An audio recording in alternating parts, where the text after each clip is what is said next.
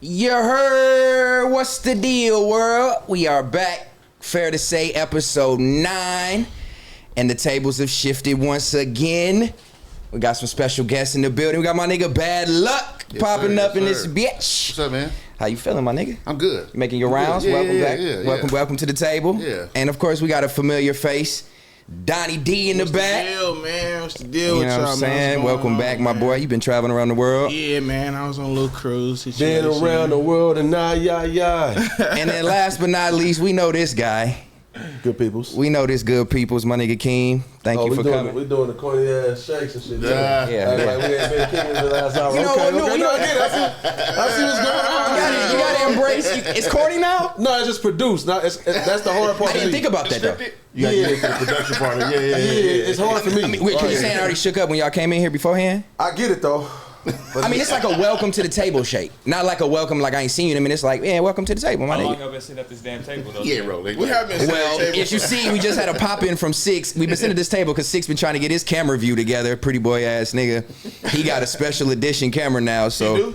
Yeah. Show him what it look like, Six. That nigga turned it specifically. Oh, look. That's funny. He cool as hell now. We big deal production over here, King. I see. Ain't no air conditioning, this motherfucker. Damn. Now you gotta put us on blast. Yeah, it's going crazy right now. Now think about it right now. It's That starting to fan warm being up. off is crazy. It's starting to wake it. This nigga got the shit cracked and Nigga sweating everything. chocolate milk right now. Ain't gonna lie. Damn. Well, anyway, we in here episode 8, man. We got the new gang in here. Shout out to Illa. She couldn't make it today. She's been busy, but she's here in spirit. You holding down her seat today, Keem, so no pressure. Woo, feel good. No pressure at all. Illa seat. Illa seat. Hot seat. Hey, but Donnie, so I know I had been seeing you posting a lot of crazy shit that kind of low-key been going viral. You went on vacation. Yeah. Where'd you go? Where you did a cruise, right? Yeah, nigga went to, what's that? Nigga Cabo and Ensenada. It's like a port cruise. You hop off. It was a carnival cruise, nigga. I'm saying, but like you port and then like hop off and. Oh yeah, like you hop then off go back and shit, on? and but it was wild out there though, nigga. Went to Cabo, they tried to steal my daughter and shit. Yeah, nigga. That's not dedicated, Yeah, bro. no, What'd you do? yeah. Nigga, what you mean? Nigga, we still got her, don't we? Well, you said somebody tried to steal your daughter. That sound crazy. You never did the end part. Like, Yeah, you just trying to steal back. It was a Mexican dude. I didn't know they really steal babies out there. I didn't know they really do that. I didn't know it was a thing. And when we was over there and shit, he was trying to touch her and shit, try to take her and shit. like in the back, like in like trying to take her type shit. cool. Like, I'm like, Hispanic what dude? the fuck up? Nigga, I was right there, nigga. What you mean? You gotta walk us through this a Okay, little so slower. look. Okay, damn, I'm It's missing hot in parts. the bitch Okay, in here. nigga. God damn. Look, I wasn't paying attention at the moment. That's because I was Okay, ordering shit, key nigga. part you left out. I was ordering shit, but check it out. My brother-in-law, his son was watching the baby at the moment while I was ordering stuff for the family shit. So he the one that told him like, "Hey, back the fuck up," type shit. Like, Okay. get away from the baby. Older man. He was older dude. So by the time I turn around, I'm like, "What the fuck? Like, nigga, what you doing?" He got on his shit, and my girl, her dad, nigga crazy. He put the stroller back right there by the nigga. Like, he like, nigga, touch the stroller. I'm about to knock you out right here. I'm like, oh yeah. Yeah. Oh yeah. Because her dad real overprotective. I'm overprotective too, but yeah, he was. Yeah, that's just like. That's crazy. Yeah. How does that work though? I mean, I'm a little off topic a little bit though. When you Go say ahead, her dad overprotective. Yeah, How like- does that work with y'all? Like y'all getting in like. He be in her ass on me. What if she fuck around and do some weird shit to me, or she get to talking crazy? He be like, hey, this your husband. Don't do none of that. You know what I'm saying? So he put her in check for. Well, I put her in check too, but like it's kind of like I don't want to put her in check in front of her dad. You know what I'm saying? It's kind. I feel like that's kind of disrespectful.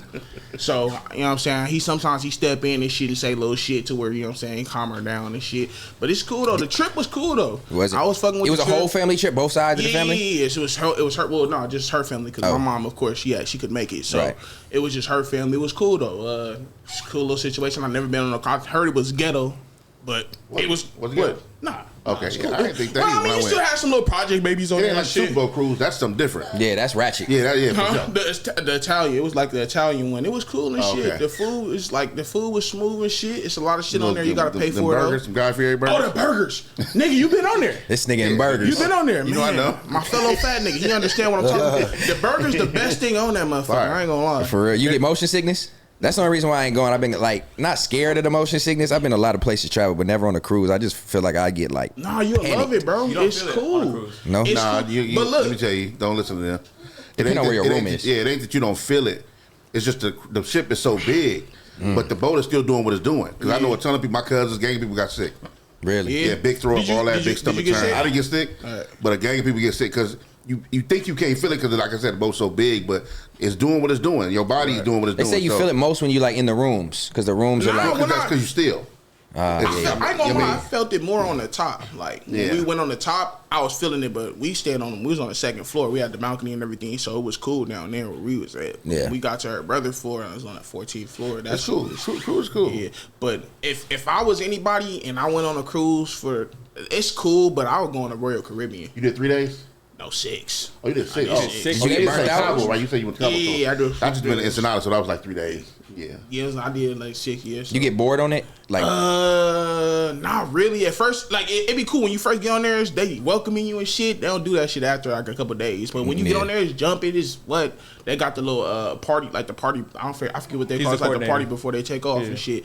It was cool though. It was jumping. Everything was cool. It depends on who you with. And then we got my girl and her family. They fun as fuck. So it was cool. That matters. We had your company for sure. We had the drinks. We had the drink pass, so that was cool. I had no weed on there because they don't let you bring no weed on the boat. They turn the niggas around at the terminal. Damn. So nobody was even smoking on that bitch. You couldn't see nobody. Nobody, bro. I'm searching the whole. I'm a fiend. I'm not a fiend. But trying to find somebody who got it. I'm trying to find somebody with the weed, nigga. Nobody got weed. Everybody's scared to take it on. Yeah, because it's like they nigga. I had a homie get on there that had weed, but they turned that nigga at the terminal like, no, you can't bring this in. They had. But they found it. You gotta hide that. If you get caught, you going to jail on the boat. On the boat. What? That's international waters. They'll put you in the brig at the bottom of the boat for that. Don't get caught nowhere else you go. Don't get caught where you going. Like depending on what little place you in or whatever, gonna be all bad. Yeah. And then nigga, I ain't gonna tell you. You been to Cabo, right? No, nigga, I ain't been to Cabo. Okay, nigga. As soon as I've been to Cabo, but not on the boat. As soon as you get off the fucking boat, they like, hey, come on, my friend. They Everybody, you. they trying to sell you they foot, nigga. I swear to, I'm not even lying, bro. I got off the boat. But you gotta respect they hustle. No. I respect the hustle. But nigga, they was coming up like 50 times. I'm tired of niggas. Niggas was saying that in my comments when I posted the video. I respect the hustle. They like, you gotta respect the hustle. Nigga, I'm chilling with my family, nigga. Everything highway robbery. That's why all the little beads and bracelets. Everything highway robbery. But I'm saying everything is for them to get over. Yeah. Like ain't no fair exchange. No, it's everything in robbery.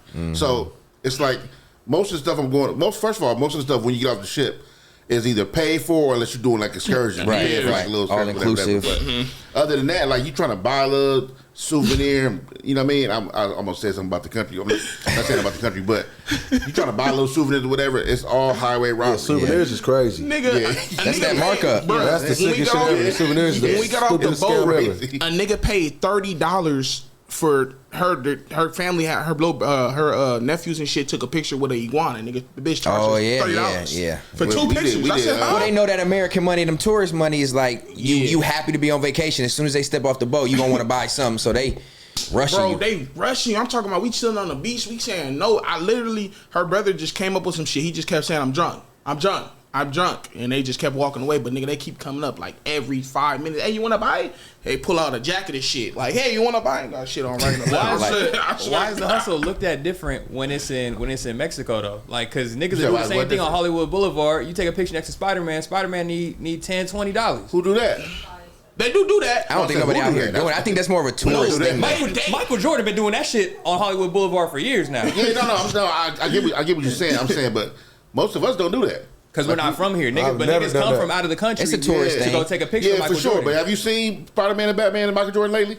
Yeah. They down there, they look cracked out. That look crazy. they look cracked out. Yeah, uniform all baggy. That even really it ain't really like the look. Like the look is crazy. It's weird. Yeah.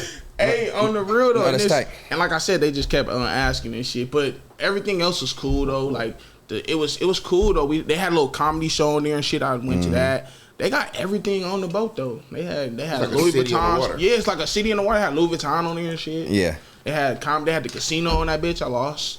But it's tight, man. It's a good vacay with the family, good little getaway. Hell yeah. Yeah. Speaking of traveling, Keem is lucky that you here with us today, man, because Damn. The rumor was. I'm just saying we're lucky. We're lucky. We're That ain't lucky. what we discussed. What the fuck? We're lucky. We're lucky we got King today just because he was supposed to be gone too, traveling. So it's just for travel. Oh, who was between? Okay. He was just traveling out there, right? I'm saying we got you back. You actually travel. Niggas change that shit up. Keem is here. He lucky you with us because he was supposed to be gone. Okay, that makes more sense though. Yeah, not definitely. Where you supposed to be going? I'm supposed to be in Canada to eat some New Hope King right now. Oh damn, Jake was fried rice. You up You know over what I'm there. saying? I'm supposed to be over there though. But we got luckily we got notified while on the plane. Like right as they was about to close and shit. Like we had 2 people that, coming on, walking on last, and they was kind of ones like held it up for us. But yeah, shit, man. Yeah, they put the call in. So not our access. If everybody is kind of just finding out about everything, we'll probably know by the time this air. But the ScHoolboy Q has made a tweet that said he had been turned away from performing in Canada. Is there context to that you'd like to give the people of anything you comfortable? Of like, I don't want to ask too much because it's a touchy subject. You should do your job. I'm not a journalist, but I do want to know just because you hear and it's a hot topic. I figure we give them something that's That's what I'm current. saying. Ask whatever you want. Ask whatever. My question pretty much is you got the notice before you took off leaving LA, right? Yeah. Not when you arrived there, before y'all That would left. have been crazy. How does communication like that come through? Like when y'all got the word, was it something fishy before you left, or was it a surprise? It was a surprise. We was all. They thought I was playing when I sent the group chat. I sent the group chat to everybody like, "Hey man, we need to get off this motherfucker." Like, nobody get comfortable. Motherfuckers get to taking their sleeping pills and shit. Yeah. Mm-hmm. You know what I mean? Settle in. Just got your food. All that shit. So, yeah. So I thought it was a joke too. I'm like, y'all sure before we get off this motherfucker? Like, it ain't no mix up. And they was like, they was adamant. Like, nah, get off that bitch. May I ask who that communication came through? How does it come directly to you? Yeah. So you got the news first. Well, yeah, for sure, because I'm with the artist. Yeah. And he the one got to know, so yeah, it came directly. It came through our booking agents, the ones that handled all that shit. So yeah, they got the word. Luckily, like I said, man, it was 10 minutes. 10 minutes would have been good. 10 minutes, y'all would have been in the air. They would have been good. And damn near feel like they planned that shit. That's how I feel. Like, waiting for y'all to kind of get close to them? Yeah. You know what I mean? Like, y'all knew this last week. Knew the takeoff time type shit. The boy, he owns that venue with them, so. Drake? Yeah. I did see that. So pretty much Q tweeted out, which is rare. He don't really tweet too much, especially personal shit. So I don't see him too active on Twitter. At least not excluding, at least not his personal shit. But he pretty much stating that TD Top was just with Wayne and Baby. Party Next Door just had a show at the Palladium. If we wanted to get y'all, we would have just did it. Now when somebody get hurt, don't cry. And he's saying that because they just canceled my show in Toronto. Canadian police don't want nobody from TDE performing. Is this something y'all feel like could cause problems? Lingering on with shit like this? Obviously, it's starting to fuck with the money now. No, we getting paid in full, but for everybody that's not getting paid in full and you playing games like that, burnt, yeah, for sure, definitely. Drake response was funny too. He's like, get them niggas out of here or something like that. I don't know if y'all seen Nah, that. I ain't see that. That's got to be AI. Where you say that at? No, fuck with y'all. For the breaks of news. To get them niggas out of here. There was a post like Drake shut up. Drake definitely posted this free Yayo t-shirt on shortly after the news. How the fuck he keep poking his lips up? I'm just trying to figure out. At first, I thought he was trying to be, whatever, just do the shit, be a little disruptive. Like, I think that's his pose. I'm not gonna lie, it looked like he got older. Low-key, like, what's the word? Androgynous? Like, he like low-key Prince, like, it's a little cut. I don't know if that's a Toronto thing he do with his lips, but that's 3 pause. months. Drake different. So did you take any I wouldn't say offense. Do you feel like this was trolling? This? Yeah. I feel like you always trolling. My bad. You look down. I see you look down and then you looked at the shirt and supposedly something. Oh, free Yayo? So that shirt, by the way. Think he calling Q Yayo? No, I think so. This is rumor. I don't know if this is accurate. That Yayo shirt is from early 2000s. That's when Yayo was in jail with the height of G Unit, and Yayo was just on one of those interviewers. I don't know who it was, Vlad, somebody. He was on an interview, and I guess he said something. I don't want to quote on it because I just read it briefly, but something along the lines Yayo was saying about something in Canada. I don't know if it has something to do with Rick Ross or what. Maybe Six can give me some dialogue on it to know. But so the shirt was supposedly like a shot or a cosign of Yayo talking about not being allowed in Canada, and then the shoes. Yeah, he always on that though. Like anything I see Drake do, I'm just assuming it. See, this is the thing about Drake though. Even when it ain't like a Kendrick thing, whatever. No matter what he posts, it's always at something. Like whether it's a chick he blindside getting at or dirty macking somebody, he always doing something. Like a subtweet, like a sub post. He fit right. He's right up on the line. Like when somebody album come out, then the girls put all the little captions of the lyrics. Right. He like that. Yeah. Like he operate in that kind of space where he speaks through pictures because he ain't really on that to be like, man, these niggas, whatever. To actually verbalize and like type up a message. It's not hiding your hands. It's like I'm not trying to go back to the diss and everything, though, but it's like when he dropped that first diss. Remember how he didn't want to admit that it was him that put that song out? He didn't want to. He let the people say AI and all that. You didn't really want to back it up. Like, so that's what he do. He hide behind his Instagram and tweets and all that. So he kind of a bitch. Not kinda. He like. I think he's opening the door for interpretation, and I think that's kind of a bitch. Well, so I'm saying some people. No, I'm saying if people want to interpret him as such, that's fine. But I think he leaves the pictures and the subtweets as interpretation for you to decipher what it may or may not be. Like what we're doing right now. Did the blue shoes have something to do with blue slides? Did the Yayo shirt have something to do with the Canada? So every time he posts a picture now in this mirror, it's after something happens. Like he did the Cleveland shirt with the You Dig. He did the Compton T-shirt with the You Dig. Like every time something happens. So he's an attention whore.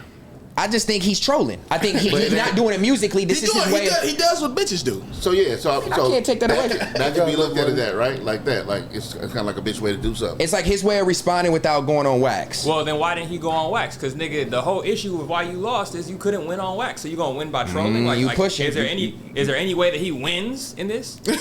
At his point, you just gotta let him feel how he feel. I mean, if he feels like he lost, he gonna keep trolling like this. So you had a cold stance. What? I still have my stance. You do? What's your stance? It didn't change. What's your stance? It seemed like your energy has changed with Drake. No, I'm just a realist. I take my bias out of it. Wait, what's your I can be a fan. I was the only person verbal on Drake's side during the whole thing. He's gonna whoop his ass. No, I just You say he's gonna step over. You did say that. I just didn't feel like he was gonna win the battle. That's just been my stance. You still feel like that? I still feel like musically he won the battle. How? He won the battle. He didn't win the war. What's the war? Okay, Kendrick won the war with the video and the hit record and the cultural impact song Drake had and the radio too. hit. He dropped his video first. Right, but his was more of a diss song, this is a hit. It's a diss song, but it's a hit. So I think Kendrick won the war. I'm going to be honest. The concert was like the burial. Right. You know what I'm saying? But sonically, if I go back to just Drake 6 songs, Kendrick 5 songs, I feel like Drake 6 songs better. That was my stance. But why though? I'm just asking. Without diving too far into it, just sonically it sounded better to me. The rhythms, the beats, the production, the replay value. Okay. It just sounded better. Sound like a pescatarian. What That's why you over there sweating out all that pork and like chicken. It's wine, my what brother. 2 songs were better than Not Like Us and Euphoria? Family Matters was insane. Okay.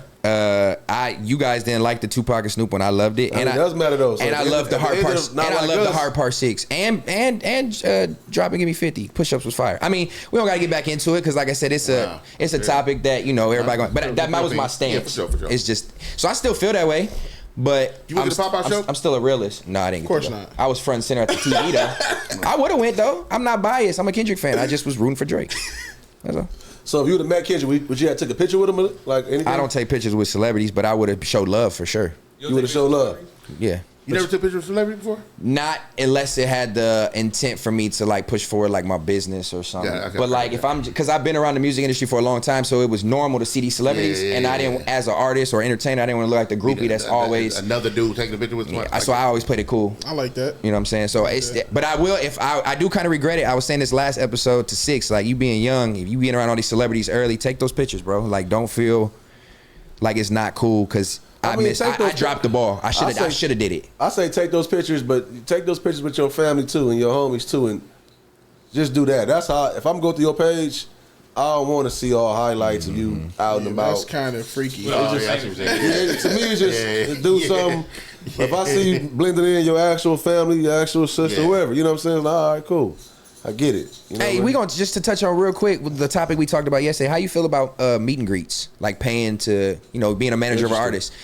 I mean, obviously different concept. We doing something different on this tour, and that was because of, I had brought it to the table like a few years ago. I never like how they ran. I ain't gonna lie to you. Like meet and greets, and it's not like it's just the artist's fault. They just kind of like just show up and you know whatever. But you know the way the security handle people. Come on, a minute max. We extra. Don't touch, smacking hands like away. a minute, like it's long actually. So Like, I'm nigga actually just- shorter than that. Yeah. Like you know what I mean? Yeah. 30 seconds. I'm like, motherfucker just paid a couple hundred, sometimes 7 or something like that. sure. To meet this person, and at least like, motherfucker. You know what I'm Let saying? him Did you hear my embrace. name? Did you hear it? Like, you know what I mean? Like, I don't know. So for me, I'm like, So like kind of scamish. but not intentionally. I think if the business just, if the artist is just showing up, yeah. They'll tend to get to scamming like a motherfucker. To that point, I can't speak for you, but it's not handled with love like that because the fans showing so much love to meet this person for something, some kind of reaction. And if the security is treating them like nothing, it's like, damn, that kind of messed with the memory of what just happened. Right. I had a bad experience when I met this You artist. got to hurry up, push through, hurry up, and whatever. You can't even really pose right. And you got to get up out of there. It's like, damn, why I pay for that? So do you feel like the Chris Brown meet and greet is a better way to make it feel more personalized? Like is what he doing? Like I mean, for him, I don't think I know a lot of everybody can't do it, but, right. but is that changing the stigma of I think so. paying to meet somebody and actually get a good experience? Now you don't know how the security is handling them. I don't. Right. I didn't see how they being handled in that, but I mean, once they there with him doing all that, they pretty much forgot about what just happened. Yeah. If he is rude or whatever. So yeah, I think it's definitely changing the landscape. But I also don't think that's the first time somebody did that. It's just social media. You know, it's being like, you know, shown in a different kind of way. Yeah, but I'm sure people got ways where they do some fly little somehow they, you know. For sure, yeah. Like if you look at Ryan Leslie, right? You know, I ain't trying to take it all the way there with him and his phone thing, the super phone thing he got, right? So when he do his little parties for the people who are like on that phone thing, he hanging out. He's showing up, hanging out. He don't just perform. He kicking it with the people, drinking, all that, whatever. So that's a meet and greet moment thing they having. We're actually partying with the stars. That's tight. Instead of individual, and you just it's a more he personal. out there mixing with him because it's all paid through his own phone thing. He run his own blaze. So I think that's dope to be creative like that instead of just to hurry up, come on, take an autograph, get up out of here, and then, you know. Like if you was like as a talent, if somebody was to pay to meet you, would it make you feel uncomfortable, or would it make you want to like treat them better? It make me want to treat them better. Like, Or do you look at them like, you know, after it becomes so repetitive, do you look at fans like dollar signs? Nah, I think it's cool, like what Wally and them be doing, like when they be having it at the park and it's like a big function and you making everybody feel involved. Like I think that type of shit is cool. Like what Kendrick do and the other projects, like that's cool, like because it's involving everybody, and now I don't just get to get this a couple seconds, couple minutes with you. Like we just out here chilling. It feels more genuine and more like together. I think that's what I like about LA, because we don't just get our fans and just we actually show love and give back and let the community enjoy that moment. I think a lot of rappers should start doing that too. But then again, don't get me twisted though. Like, and y'all would know, you know, security measures got to be taking place too. Yeah. For sure. Because everybody ain't cool. Everybody come pay their dollars ain't really cool. Right.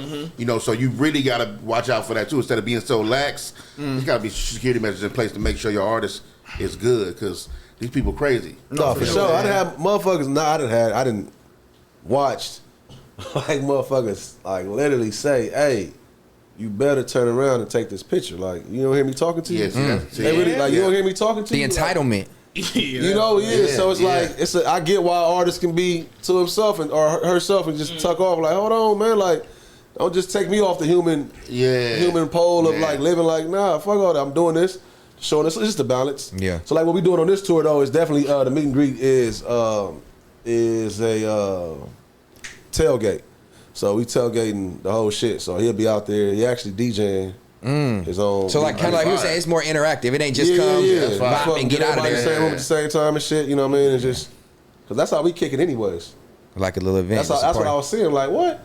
Like what? We kick it like that. We always was like cool with the fans and shit. Like, you know what I mean? Motherfucker, we regular. We be outside the back patio. You might be in our green room. Like it's cool. Right. And that lasts forever. We doing that. Hell yeah. As a fan, me coming up as a fan, I got to hang out with y'all. Big smoke, laugh, cool. Yeah. That right there is never gonna leave me. Never gonna leave it. Yeah, Some of them motherfuckers, shout out to everybody, but some of them people, they blossom out to be some other people, you know what I mean? And do some things. Like I done met some people, I didn't forgot them. I really don't remember them until they came back up to me and reminded you. And told me like how that day and the love we showed. You know what I mean? I'm like, all right, it's tight. When I was on tour, it was crazy. When I was on tour, so some would just pay for sex, and I would hit some of them. I would charge like $350. $5 sometime. Nah, fuck. I'm about to say, hold on. Interesting, nigga. I'm like, okay. I would say sets or sex. Like, wait, what, nigga? I'm like, what's the highest you charge? I want to say a tour, you was going to get chilly. You down there opening act on that motherfucker. Trying to let him land because I'm like, where is he going with this? You ignorant. What the That fuck? nigga is crazy. I was really interested. Like, damn, for real? Maybe I need to go on tour. Crazy. What tricks he got? No, but yeah, man. Shout out to all the traveling. Shout out to all the people that's paying for they meet and greets, man. Live your life. I don't want it to seem like it's not a cool thing. Pay your pay. Meet your people. And enjoy that. 350 go crazy. Yeah, he wild. But yeah, let's move on. So as y'all know, and we've been saying every episode, we're engaging with the hashtag Is It Fair to Say? So we're gonna jump into that segment here and get into the first one. Shout out to everybody that is engaging. 6. First one comes from Aaron_Amiri. Is it fair to say, as a man, holding another man to a higher standard than yourself makes you a weak man? I like that question. That's a keen question. Let's go straight to you. What you think? As a man holding a man to a higher standard than yourself makes you a weak man. I will still say no. It don't make you a weak man, because if you can see somebody or see something in someone and they got the potential to be better than you or go, max out their potential, the fact that you can even share that instead of, not sharing it, there's some strength in that. It actually is strength. Yeah, so could be actually the contrary. Yeah. Sometimes how people's insecurities work. Just because somebody may be insecure with themselves a little bit, don't mean they see that in them, they people's around. So I find myself like being insecure in a lot of areas for a lot of things. My weight, whatever I look like at the time, whatever my money status, I'm like doing real bad. But like some of my partners who I know, like great individuals or whatever, my like great individuals or whatever, I will always champion them. Like, hey man, you got to keep pushing through. Don't give up. You this, you that. You know what I mean? So even when you don't feel that way about yourself, you still try to instill it in other people. They don't make you look weak because you can't execute what they can. Yeah, you be a supporting voice for sure, right? Like, it's like that. And even if that you're not having insecurity issues or whatever, sometimes you just see greatness in others. Yeah. Like, you know what I mean? Like it's like knowing your partner. It's like if your partner raps and you rap, but he the one, right? I would put it like this. When I was on Diamond Lane, we was rapping, I was kind of on my way out, right? And Airplane James that came in. So they was going to try to put the budget in my project. But I'm on my way out. I'm getting older. I ain't really feeling the game like that no more. I'm about to bounce out. And I'm like, man, this young nigga out here fly. He young, like, put him in that space. Don't put no budget on me. I'm 40-something. I'm on my way out the door. I'm 30-something, 40-something. I'm about to be out of here. So it was me seeing something in him better than I would see for myself. Right. So here, move that over here, and then you do that. So sometimes you just see better in somebody. That don't mean do you think people that do that, not you specifically, people that do that, is it like a fear or insecurity that they can't do or accomplish those things themselves? Like, sometimes people will be gung-ho behind somebody doing something because either they couldn't do it or maybe they had a shot and it failed. Yeah. So now it's like my way of getting the joy is by supporting somebody who could do what I can't. Do you feel, do people have the sense to feel insecure in that? Or is that just like a homie thing? You know what I'm saying? Like, I think everybody don't, your get down ain't gonna be everybody get down. Like if I know Keem is cold in basketball or rap or something, same thing. I'm like, look, man, I'm not as good as him, but I'm a cold like soldier. So that's how homies fall into management roles, right? Your homies know that. Look, man, I ain't the rapper, or I ain't this, whatever. Right. But I'm with you all the time. I'm already like cut security when somebody walk up. I'm already low key, so I'm moving in position because I see you being this great dude, and I'm championing that because I'm your homie anyway. So I want to help you be that. So you kind of slide in position. So no, I think it just happens sometimes like that naturally with somebody who not hating on you. You know what I mean? Once you start to look at your homie and start feeling envious, that could be a problem. You got to check it.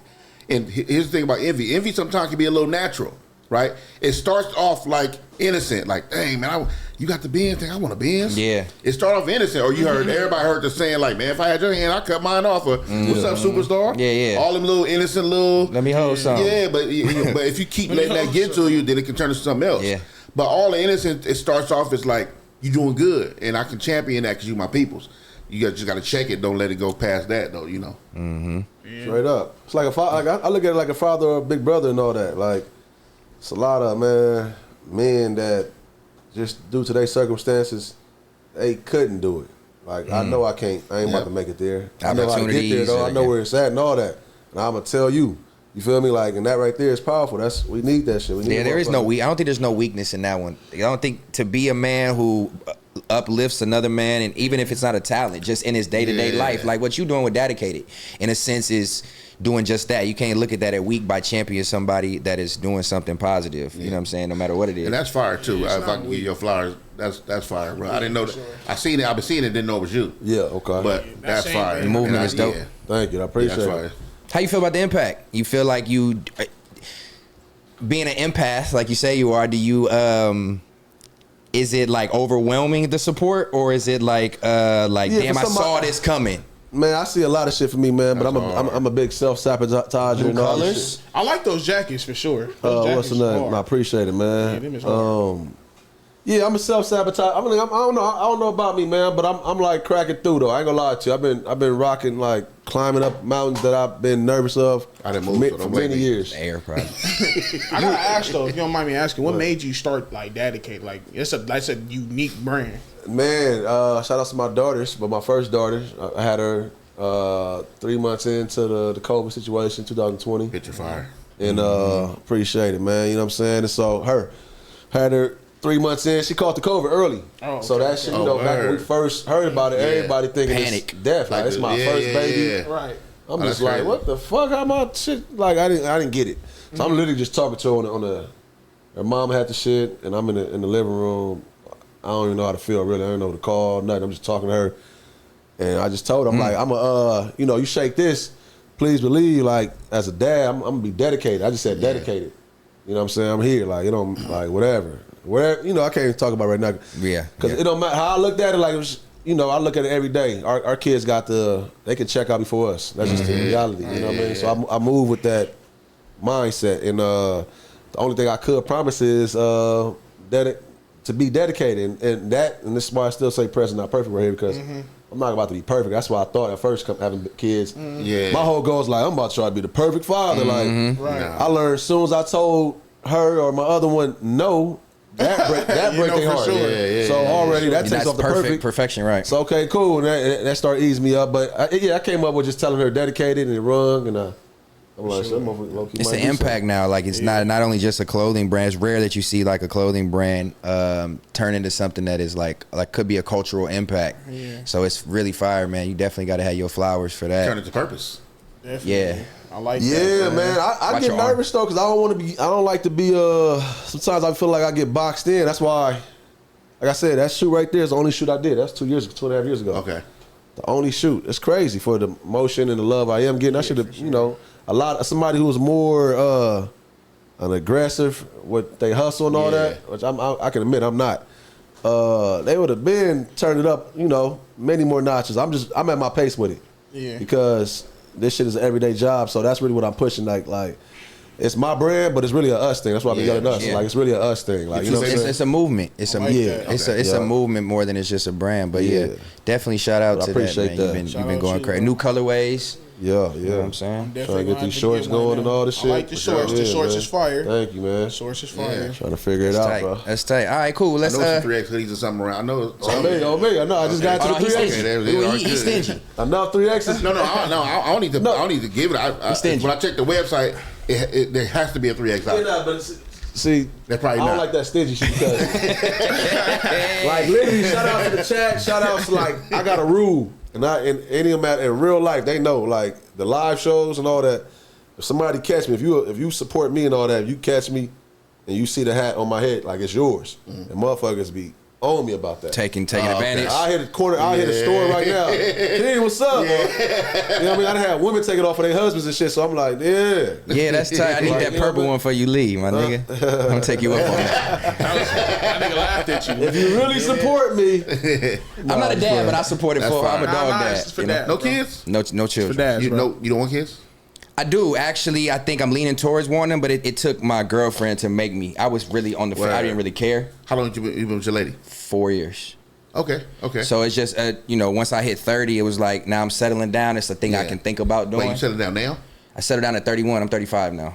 Okay. So it's been, it's been 4 years, Okay. but I mean, I think kids is beautiful. I mean, it's something that a legacy play is definitely a thing. I'll be the last person to be able to carry on my last name. There's no other. So there's little things like that, and then obviously my girlfriend probably wants kids, so it makes me want them more. But I was on the same fence as him. Like you want to be perfect. So my whole life, I'm like, I want the perfect finances. I want the perfect house. I want the perfect.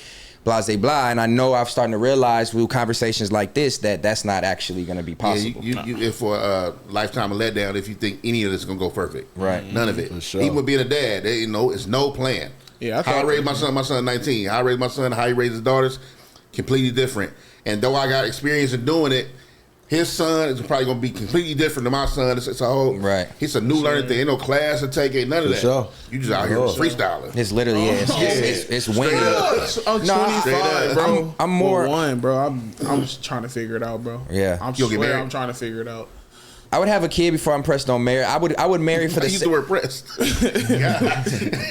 Well, I guess marriage is cool. I think the aspect of the ceremony and the bonding with the God and in front of your families though. Yeah. But I'm just not big on the whole go to the paperwork with the legalities and with the state and file taxes together and Why like. not?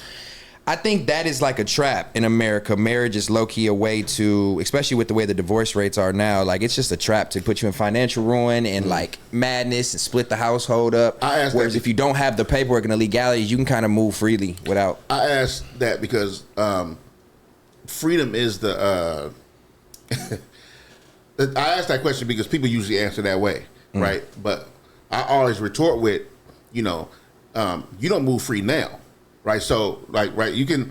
It's like we say taxes and all these things, whatever. You got to deal with all this stuff single.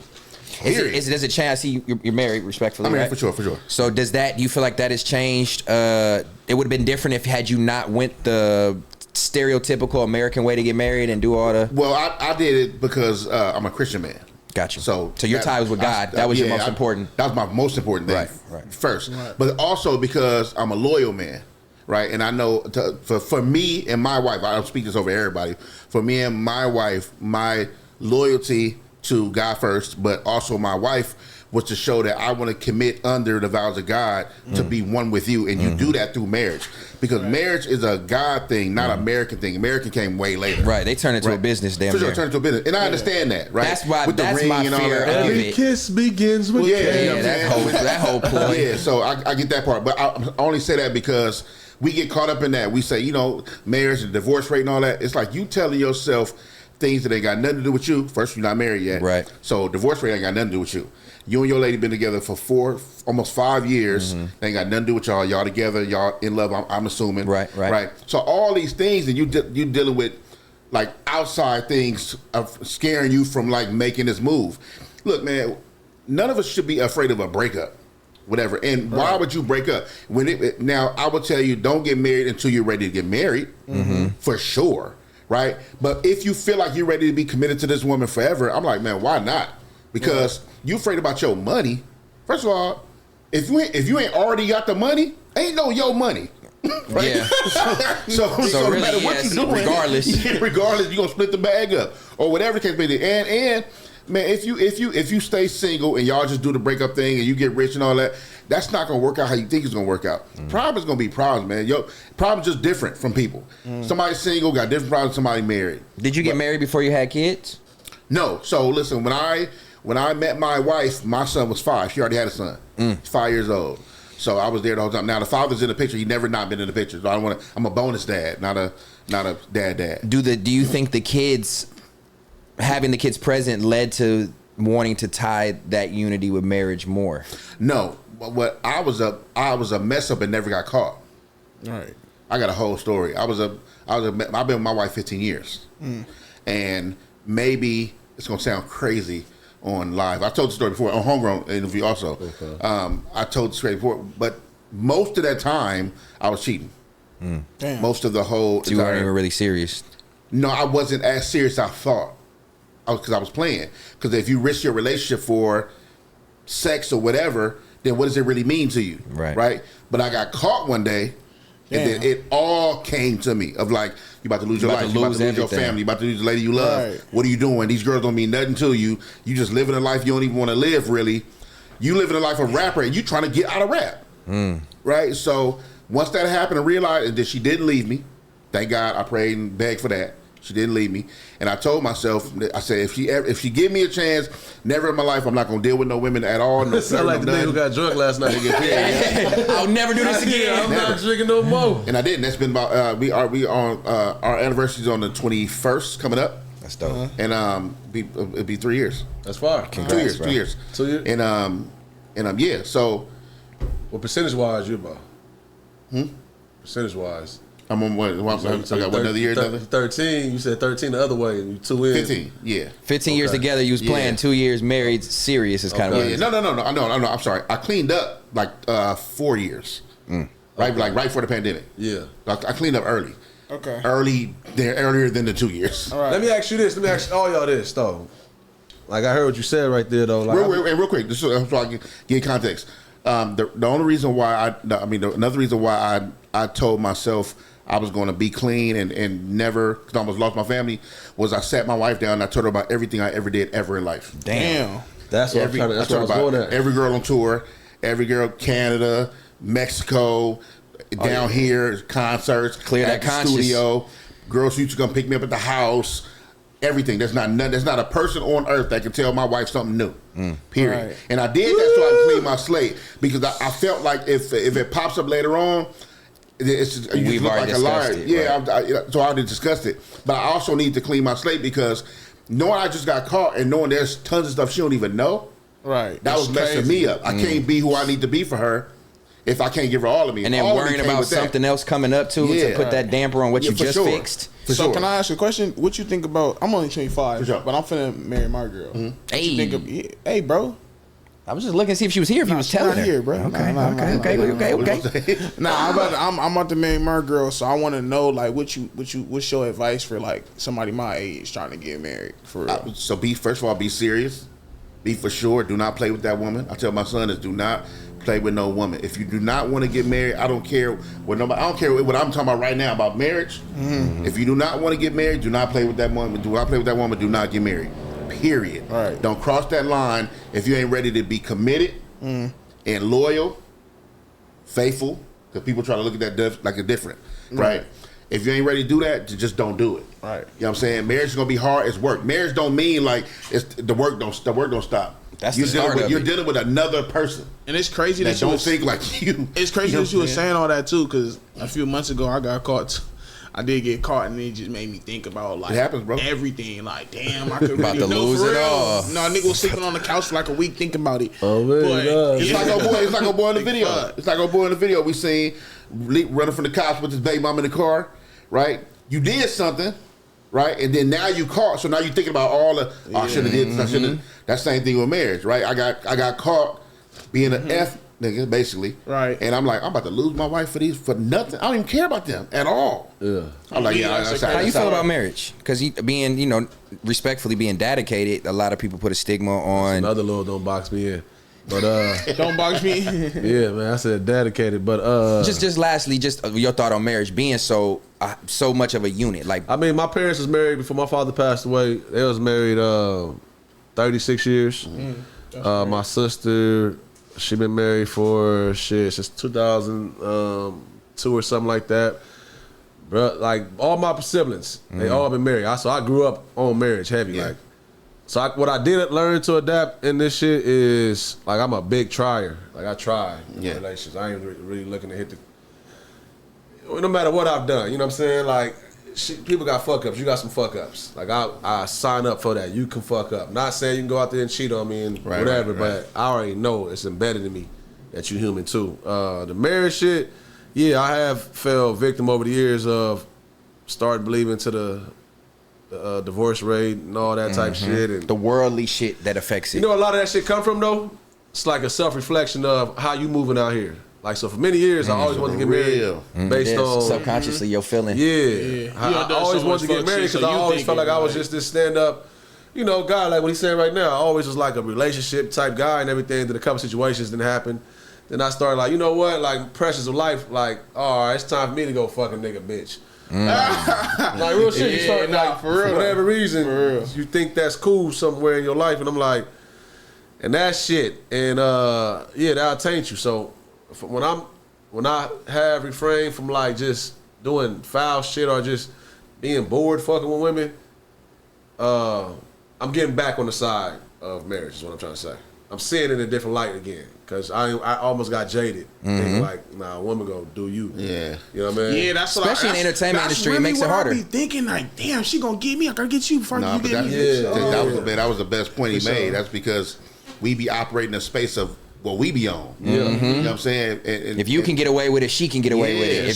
If you can finesse it, she can finesse it the same way. Probably better too. Sure. That's why I realized once I told myself, once I knew when I went through it, it was scary to me, homie. I'm like, I'm looking at her, and I'm like, oh, I'm about to lose her. Like, I'm an idiot out here. Like, you know what I mean? And once that set in my brain, I'm like, oh no, that's it. I'm gonna marry this girl. If she forgive me, I'm marrying her, and I'm never gonna do that again. And I understand that I'm gonna spend a lifetime building that trust again. Yeah. I don't want nobody. I don't want to lead nobody to believe that once we got married, it was cool. No. We working, we good. But I'm never gonna slip and thinking it's just A1 because I ain't cheated for the last since we've been married and whatever. I'm forever building that trust. That's why I don't be out here crazy, wilding. I told Pun and them, I was like, man, because he wanted me to do the show a while back when I had all the girls on the show and Yam came. I said, bro, I can't. I'm not doing I'm a different man. I'm reformed. Yeah, I'm not because I can't because I don't even want to be in the midst of like making it seem like I'm on what I used to be on. Right. Because I'm not. Or getting back in that feeling. You don't want to bring that feeling back. Yeah. No, I feel that. No, that's great conversation, man. I think that's a lot of conversation that a lot of minority men should have with their homies, just to open their eyes up. You're younger, you're older, you've been there, so everybody can give some type of game. So I think that was a great convo. All right, let's move on, man. Let's move on to our hot topics. We got something that's been going crazy that a lot of people have been talking about on Twitter, and it's the story of the man who had led a deputy on a police chase through Los Angeles. He was live on Instagram with a woman and a baby in the vehicle during the high-speed chase. And in the video, you can hear the woman crying out for help, begging him to stop and pull over and let the baby out and all that. I guess eventually he pulled over and they arrested him, so nothing crazy happened, but this is a hot topic, I think, because of how rash it was that he's being chased by the police and he's broadcasting on live. Not the first time. How out of pocket is that, huh? But the kid in the car, too. Yeah, it's not the first time, so that's more context to it. Like this dude is known for broadcasting live and with police chases and shit. Oh, he did it before? Yeah, I seen it just yesterday. Like last night, I seen another video. He was doing some shit on live the whole time. Shout out to the youth on that. Shout out to the baby. I think she knew who she was with. I think she liked who she liked. I think he is who he is. She said that when she cried. She said, "This is your second time." Oh, she did? She said that in the car. God. Yeah, this is your second time. I'm like, girl. Yeah. She like that. I hate when women, and I'm not all women, I just hate when certain women, they get in certain situations like that and then they get scared. Like, come on, you know what the fuck you was getting We all, look, to. man. You know. But to be fair, we all do that. And what I mean by that is that even if you out here living on some street life, right? So, I mean, you out here doing what you're doing. Right.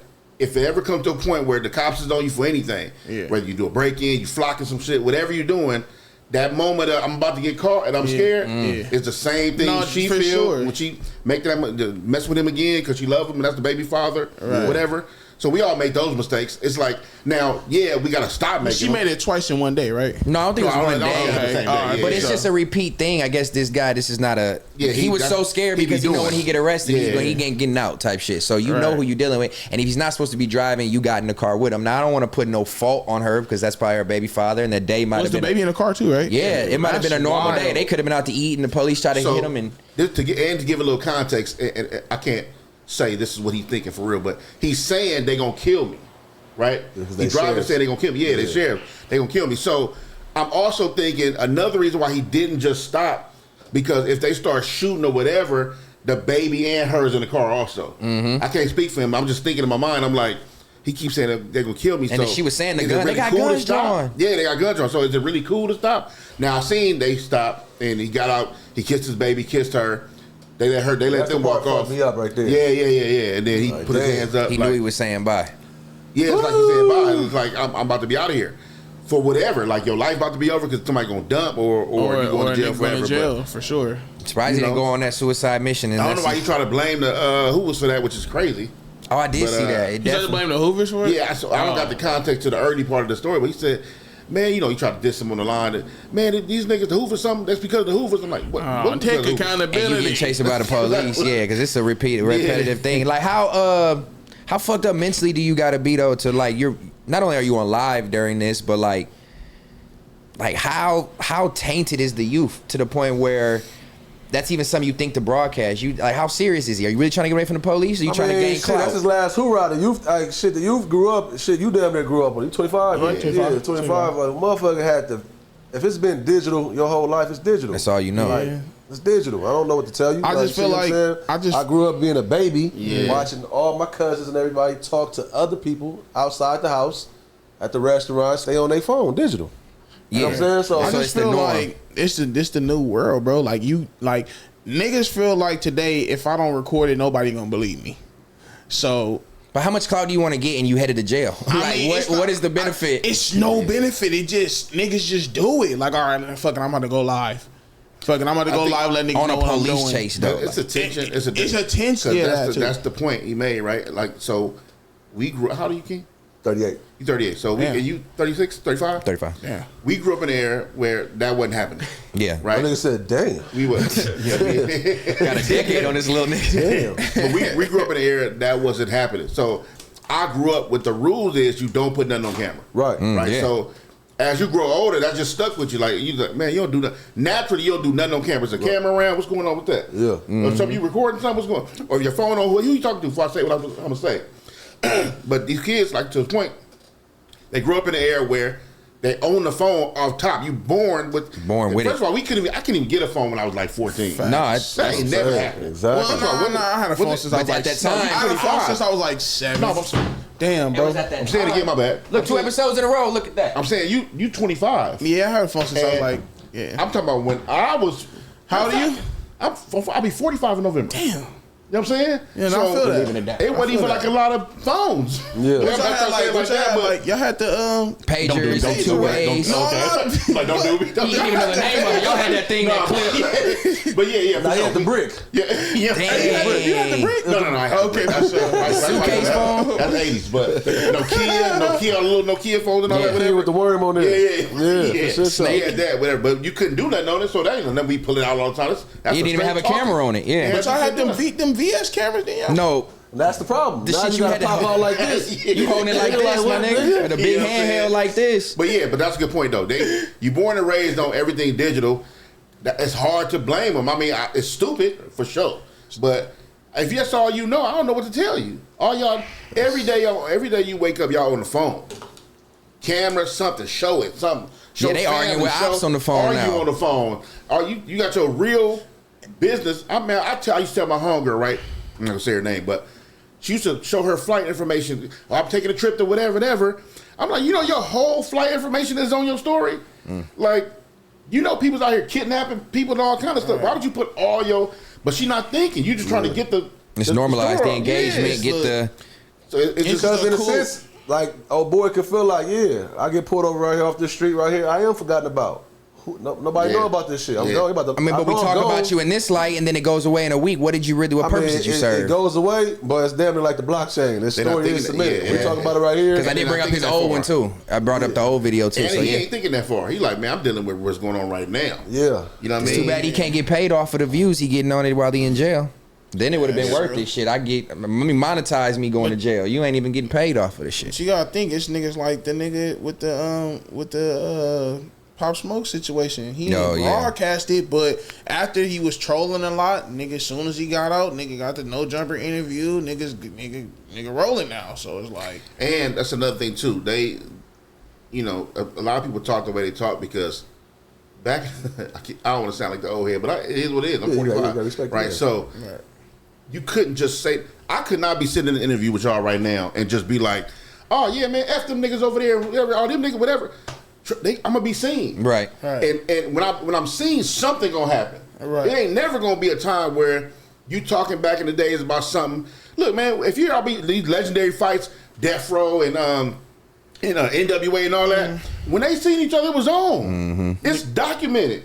Yeah, people was shot at, fought. There's famous footage of like when somebody ran into somebody, it was on, right? So nowadays you have no. I told golf club. I told Flacco that the other day. I said, look, man, and I wasn't on him. I was just trying to tell him like, one day somebody gonna take what you saying and they gonna pull up on you and really see about you. Yeah. So if you're not ready for the consequences for what you say, just don't say it. Now, if you're ready for that, oh man, do your thing. Yeah. You know what I don't think niggas understand that. Like, they don't. It's certain shit that you could say and it can affect somebody, and niggas don't realize. Niggas think they ain't gonna never get caught. Like, it's been times, nigga, when I said some shit and did some shit, and I been outside, like, and niggas wasn't fucking with that skit. What you meant by that? Like, why you like? Cause I used to do these little skits where I'm like, nigga, take off your hat, and it was one time it was the Hoover hat, and I took it like I did in the skit. Niggas see me like, hey, but what you meant by that skit though? Yeah. You dissing the homies or something? Answer for it. Like, what you mean by that? Like, niggas gonna see you and they gonna question you about it, so you better be on that or not on that, but ready to prepare for that. But I'm prepared to know that nigga gonna eventually see me, and cause I be on. That's kind of how I try to approach it. Anytime I'm on camera, like I know I say wild shit. I say wild shit in person too, but the things I do say on here, I'm already prepared to repeat them and understand what come with it, cause I do move around. Right. Like just as a dad, period. I'm about to go. I'm going here. I got to. You know what I'm saying? So, regardless, I'm not out here on camera either, just going crazy and just making it my business to go out my way to disrespect somebody, belittle them. You know what I mean? None of that shit. It's just like I keep it to the jokes. And like me, I be on Clubhouse a lot, so I be trolling niggas. I be saying wow shit. I think you know what? So I know niggas gonna see me from that app one day. You know what's also changed too from the demographic. Once the social media changed and it became like Twitter was the leading source of social media, and you were able to get thoughts off randomly. Real time, it changed everything, because now everybody has a reason to be seen or want attention or to want likes. Everybody wants to be a comedian now. Everybody want to crack jokes and be the most retweeted or talked about. So it puts everybody in a dangerous space. This clout chasing, this fame shit. And I get it too though, because if I know that one tweet or one video can change my life tomorrow, some people ain't think about the consequence of what they just did in that video. That's why some people like, look, I'm popping. I got my podcast popping, or I'm doing walkthroughs now and all that, because I done did something stupid on camera yesterday. Yeah. For them, sometimes it's worth it. And you know how what's the saying Mike Tyson said, like everybody hard to get paying them out. Yeah. Everybody hard to get hitting them out. Something like to that boxing point. Bags don't punch bags. Everybody got a plan until they hitting them out. Hitting them out. So that's the thing. And a lot of these dudes, if I'm talking, I moved it to podcasters, but like anybody who's on camera a lot, whether influencer, podcaster, whatever you want to call it, a lot of these dudes ain't even got in a fight. Right. You know what I mean? So now you talking about things that they never approach you. That's why you feel so confident talking. Ain't nobody ever dealt with you. Ain't nobody ever pulled up. Right. You ain't never had paid for them consequences. Yeah, you ain't never like, choked out. Why you think that nigga 6ix9ine was trolling for so long? Man, I done been in some situations where, though I feel how I feel, right now ain't the best time to say it. For sure. You know what I'm saying? Gotta learn to bite that tongue. I'm like, no, this ain't the place to be saying what I feel, or I don't even deal with homie right there, but this ain't the time. He with all them. You know what I mean? Same way, we was just going to Canada. I'm telling him, I mean, not telling Q nothing, but telling Mac, because Mac was trying to play that motherfucking record. And I'm like, oh my God, it's just for me, that's my vote is no. Like, I don't see where we need to play that record. Yeah. It's too many records to play for one. For that to be, you know what you're doing by doing that. Like, we got too many other states to go play the record. Yeah. And we don't got it in us to say, we don't need to play it right here, just because, like I said, where we at. You just feeding back into the bullshit. You know what I mean? It's like, it's cool. It's not that deep for us. Niggas finna do a two-part scene. Yeah, that's wild. Right. That's another crazy hot topic. Let's lighten it up a little bit though. Let's go to the opposite side of the spectrum. Let's switch it over to basketball. Well, you really the host, huh? You introduce all the topics. Said you really the host. Well, normally if Illa was here, we kind of bounce it off. Yeah. Everybody kind of just being pop in for the moment. You know, Donnie be holding it down too sometimes. Okay. Seems like you just the only one taking over. Well, you know, he the man. I'm just gonna guide it. Somebody got to step up. Somebody just gonna guide the homies. You know. We were just talking about at the beginning of the show. What was he talking about, King? You know what I'm saying? Like sometimes delegate delegate. You know what I mean? Don't be the older guy. Not let my boy get his read off on this shit. Nah, he do that a lot, but it's cool though. That's my nigga though. No, we going into these kind of blind. So I just want to make sure I'm steering everybody in the right direction. Anyway, so Donnie can't steer. Huh? Donnie can't. Nah, of course he can steer. As soon as I'm finna do this, he see my lips finna move. That nigga be like, yeah. So anyway,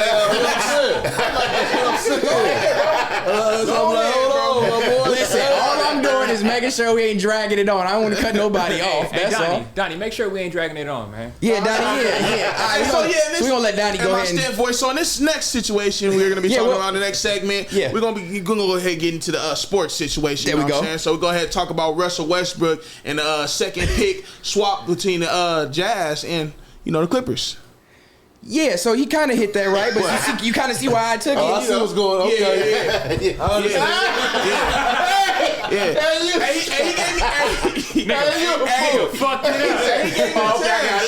Okay. But I fumbled. Let me get my shot. So sometimes It was too much pressure for him. Let me get my shot, because who was that? Plum was going around saying I couldn't read. Oh, that's funny. So, all right, segment, hot topics, 10 to 15. Okay, whatever. Clippers are sending Russell Westbrook, second round pick, swapping cash to the Jazz and a signed-in trade for Chris Dunn. I don't even know who that is. He just say it like more like he really say it. Let me hear you say it. Go ahead. Westbrook. Westbrook is expected to agree on a contract buyout with the Jazz. So let's summarize. Clearing the way for him to join the Nuggets. So let's summarize. Westbrook was on the Clippers last year. They doing a lot of trades, a lot of shit in the offseason. He didn't want to stay. I think he had the ability to leave, or was it a trade? Sign and trade. They all got the ability now. So they traded him to the Jazz. He doesn't want to be to the Jazz, so he has the ability to be able to have a buyout, in which now he's able to sign with the Nuggets. So my nigga Donnie said it essentially, but so you read a lot, all right, nigga. So what? Yeah, So this is big, obviously, because Russ came back home to LA. Everybody was hyped for him to be with the Lakers. Didn't go so well. Then he moved over to the Clippers. Stayed in LA. I'm just playing. I fuck with you, Russ. Stayed in LA with the Clippers, and now he's headed out after another quick stint. I'm sure y'all follow basketball enough. Yeah, I was just looking at it on the way here, though. But this is kind of just the surface of it. So Westbrook is one of those players who's moving teams and hasn't won a ring. The question I kind of have for the table is, can y'all name a player that y'all feel current actively playing or retired that is more deserved, that never won a ring, that is deserving? Allen Iverson. Or retired. Current or retired. We can do one of each. Okay. We can pick current and a retired, or just one of all. Allen Iverson. Chris Paul, Charles Barkley. No, Chris Paul had his chance. What you said? What's the question? Well, just like because Russ is one of those people think should kind of deserve a ring. Some people do, but with him moving around teams and not carrying a team as much, I personally don't feel that. So I'm just asking, like, is there a current player that you feel like has done enough in his tenure as an NBA player that didn't win a ring that deserves? Chris Paul definitely has done enough. I think he's the most. He's the active player I would pick. See, Chris Paul could have had it. I was just watching that clip shit too, with Donald Sterling and everything. They really could have won that year, but that whole little situation, just that in the bubble, that was their only chance to win for real. Oh no, they wasn't current player. Current player. Who else? That's really deserving. Kyrie. Kyrie got one. He got one on LeBron. Yeah, you late. Now, Six earlier, we had a conversation before the cameras came on briefly about the topic, and Six was saying like James Harden. Who was somebody else you said? Six? James, Russ. I feel like we had another one. We had one more, but like, there's certain players to his point of like James Harden. No. PG don't PG do need one. But see, this is my point. I'm glad you said that. We're talking about deserving a ring. Wait, you say Paul George don't deserve just because you're a good player doesn't mean you deserve a ring. Sure, why he don't? A ring is a team accomplishment. But why doesn't he deserve it? I'm because just asking. Paul George has never delivered on the court as a team player to take his team to the next level. Huh? He's always been an individual player. What team has Paul George been on The Clippers that he's been able to win? He was better on the Pacers. I'm done. You young. You was in the teens during them years. Nigga, I was watching those games. When the Heat used to play the Pacers, when Paul George was on the Pacers. He had a chance. He deserved to win, but they were just better. My point is, you can be good, but have you done enough, improved enough on the court or to your organization that you deserve a championship? I don't really get what you asking, because now I just go come down to just being subjective, because it is subjective, because it all depends all on the like way through and through, because say Paul George didn't deserve one before he got hurt with Pacers. They was definitely contenders to be champions. Yes, in the Eastern Conference. Yeah, and Miami just kept beating them. So was he deserving that year? I don't think so, because there was those deserving to me means you are better than just a good player. You're a team leader. You're the face of the team. You're the part coach. You are always talked about. You lead the organization. You know what I mean? So I feel like to earn it, you have to be a representation of the team, not just an individual player. And Paul George and James Harden, superstars that they were individuals. James Harden left. Not that they don't have rings. That to say that they undeserved it. James Harden, he is very like. And that's the same thing with Paul George. You're great offensively. Who are the current superstars? Let's deal with that. Who are current superstars now? Giannis got one. Luka. Embiid ain't got one. Luka doesn't have one. Now, Tatum got one now. KD got one. Booker don't have one. Luka, I was. Dame don't got one. Dame would be right behind Chris Paul for me. Luka's going to the Hall of Fame, so I'm gonna discount him. Because, and see, this is why I say Dame. That's my point. Dame led an organization with nobody on the thick squad. and thin. Was always the star player. I was too. Rolled it out through all the bullshit. That's a player to me who deserves a ring. That Iverson, that 60 squad Iverson took to the playoffs. 2001. Yeah, for sure. They had Eric Snow, that motherfucker. Eric Snow, Man. Yeah. Theo He Ratliff. came in Mutombo. Matumbo, Theo Oh, Ratliff, that's it though, you know. But Aaron McKee. So do you think They AI had the end deserves? of Matumbo. They had the end of the They had gumbo tail ends. Matumbo. They had tail end Tumbo. Yeah, that shit. He wasn't even doing this no more. Do you think that AI deserves the ring? what? That's my all-time probably But do you, favorite player. So yeah, Oh, LeBron was your all-time favorite player. What happened? that's a cold 1A, don't 1B. know. That's Chris Brown, Michael Jackson. That's all this shit for me. You went to the Chris Brown concert? So AI wasn't an individual player. You I'm paid just for the meet and asking. greet, King. Here we go. Oh, No, I didn't. No, but Allen Iverson, yeah, to me he's an I innovator. He didn't go to the deserves Chris it. Brown Would you concert. let your girl It's pay not. for It ain't came to LA yet. Would y'all let It's y'all LA in ladies meet and August. greet? We talked about this yesterday. Oh, he wasn't here Okay. yesterday. Would you let your girl pay for the meet and greet? No. Would you let your girl? No. Easy. No, not at all. So yesterday, everybody else on the table was going against me saying, "No, you sound insecure." Right? Would you let her? Fuck no. Like my boy Moose said, man, he tell me all the time, man, like everything's not an insecurity. It's literally my preference. Thank you. Everything's not exactly. Sure. I needed you to like say that for I me like yesterday. that. Like, where was that when I needed that yesterday, Six? It's not an insecurity, it's just a preference. Because I don't want Chris Brown taking a picture of my bitch. No, I don't want Anybody, that. I just No, think. no, okay. Let me get straight though. It's not that I don't mind my wife taking a picture with Chris Brown somewhere else. So, I seen Chris Brown. We Thank take a you. picture. No, I don't care you about that. paid You're not $1,000 finna pay a rat. Right. that's crazy. That's You my gonna whole take a point. picture. You're not gonna pay a rat to take a picture. But here's the thing: if you are insecure about your wife bending over, first of all, that's your wife's That's your- choice. yeah. Chris don't come in and be like, "Hey, okay, you bend over," and that's not happening. So your wife out of your women girl are out of telling pocket. him what kind of picture they want. Yeah. So your wife is out of pocket, or For if she go there sure. and do something crazy. To even wanna But you're go not is finna out pay of a rat for pocket. that. That's So not. rack is crazy, bitch. I mean, not bitch. Okay, girl, but we got it's a bills. different when. It's a different when. Yes, the artist is different, but with I mean, so like Beyonce, right? She's known to have concerts where she got the little, 1,500, 2,500 package that you be right in the front around the stage, the little chair, little dinner thing. Then Mike can meet in the back. That's a part of the package, though. Is that cool? If Chris Brown had like one of them, That's cool.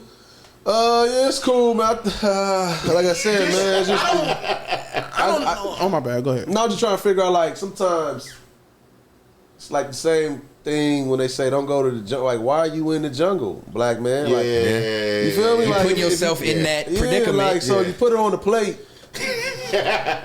You might get 8. You know what I mean? Yeah, like it's kind of hard, but like I'm the same way though. Like, yeah, have your fun. I'm not about to. If he walked in this motherfucker, my girl sitting down. Yeah, like, you ain't gonna trip. I'm so damn obvious. If she won't even act like she don't see the nigga, I'm like, don't act like you don't see Yeah. the nigga. Yeah, Chris don't do right that. here. Yeah, Yeah, don't like, Don't be weird. Don't do that. Yeah, That's like, when I get yeah, it's like, cool. I ain't worried about it like that. But But don't do that. You've seen it. Which I'm not letting my lady seek out a photo with anyone and pay money. I just think that's a just, nigga that that's was not my- paying the bills. So what if you? What if your lady see him randomly outside? Like, you know, I said that yesterday. That's cool. I'll take the picture for you. Yeah. We could be in the great. grocery store. Chris Do Brown that. over there. Let's take a pic. You want to pic? Sure. Let's do it. But it looked thirsty if you To pay the rent and all Yeah, that. that's How does she got to take the picture if she taking the picture? respectfully. I'm saying no. She ain't got to like do. You all can do the meet- little shoulder, a little 1 arm hug. You can do the little, you know what I'm Okay. saying? What if you get your waist? Nah. Is that No cool? way you need to be doing the 1 hour race. Yeah, I said. Chris No, Brown no, put the no. I'm hand on saying her like the waist. 1 arm, look, the arm around thing. You don't got to put your hand on the Oh, hip. you just look like you said the waist. No, you ain't got to do all the So if he physical do touching. this with the waist, what are you doing? And why would this conversation?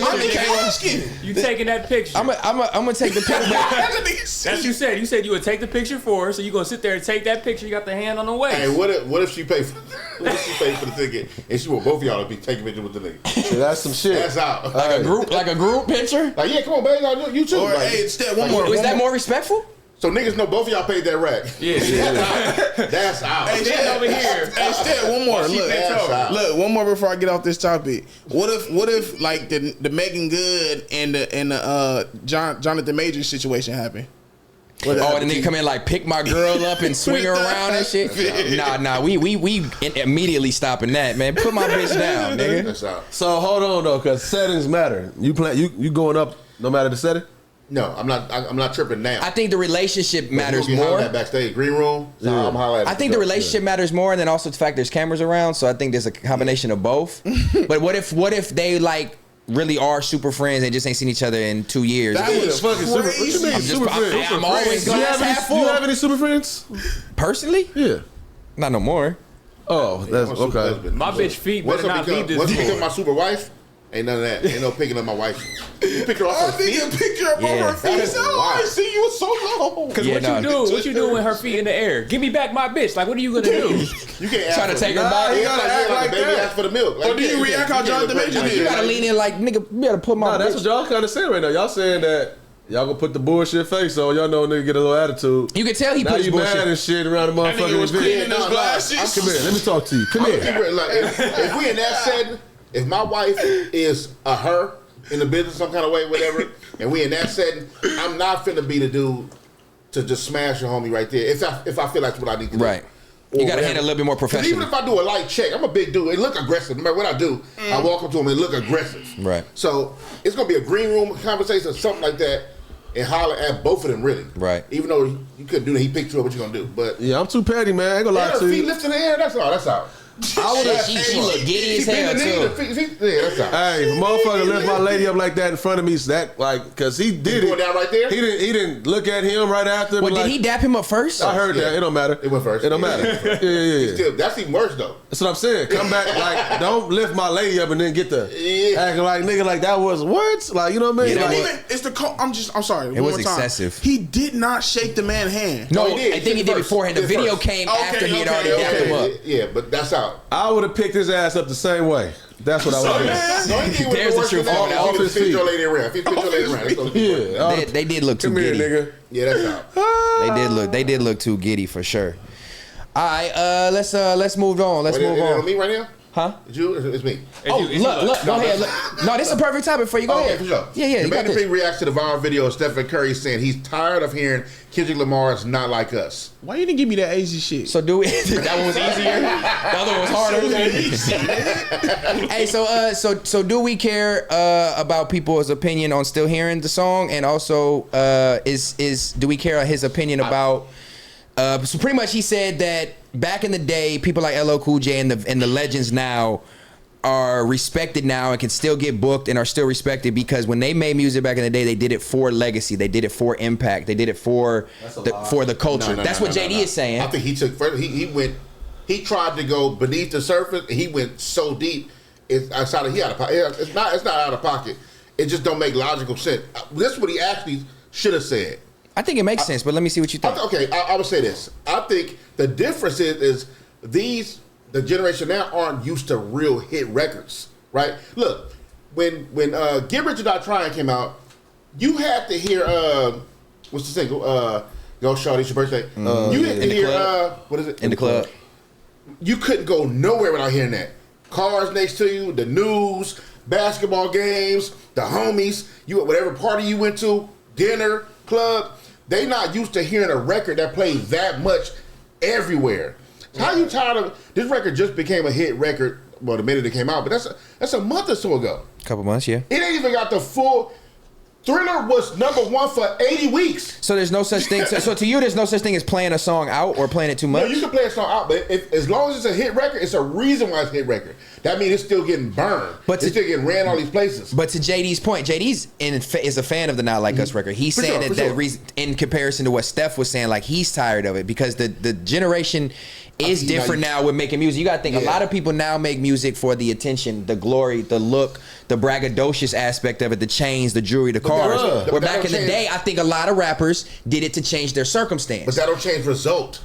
Hell no matter why you did it was different. No matter why you did it, hit record is a hit record. People in the 90s, when they was making rap and putting out records, it was to change the product. They were a product of their environment. They wanted to get out of their environment and provide for their family. Nigga, what the fuck was Mystical making music for? They trying to get chilly too. They trying to get bread. Mystical was making music to change his environment. But that's why he started. I woke up in this motherfucker with my dick in my hand. Listen, listen though, let me land. If I hit it one time, you're hooked. They call me. I'm not talking about to get out the hood with that one. I'm not talking about the topic. I'm talking about the reason for doing it. Back in the late 80s, early 90s, there was no such thing as clout and internet. So when people were making music, they didn't care about the glorification of what they got from it. They did it because in their neighborhood or at their local events, they were the rapper, they were the breakdancer, they were the whatever. They didn't do it for attention. It was all clout's always been that was showcasing talent. A motherfucker walking in, go back to the caveman. The nigga that walk in with the dead lion on it, that's clout, bro. That's clout. When I come around like this, that's showing what I reap from my work. If I came in, I killed a lion, I got his fur on my back. That's not just because I want to brag. That's me. Also, I'm entitled to show motherfuckers I'm the big dog. That's not necessarily you want. His argument, in my opinion, is misplaced. That's also motivation. Because if we talking about why an artist made a record, that has nothing to do with a fan who's tired of hearing a record. You think Busta Rhymes wanted to be famous when he came out with his music? No, that was him. See what you keep taking. It's like the goalposts keep moving, right? A person said they're tired of hearing a record.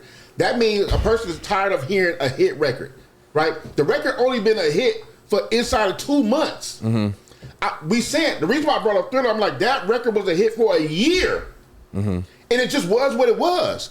These people aren't used to hearing organic hit records like that. So you're echoing my sentiments pretty much. You're saying that they're not used to hearing it because people nowadays don't make music for that. Listen, Kendrick made the record for, you can almost say, well, Kendrick is a little deeper than that, so I'm not going to disrespect why he made the record, but you can almost say it was vanity in a sense because it's a diss record.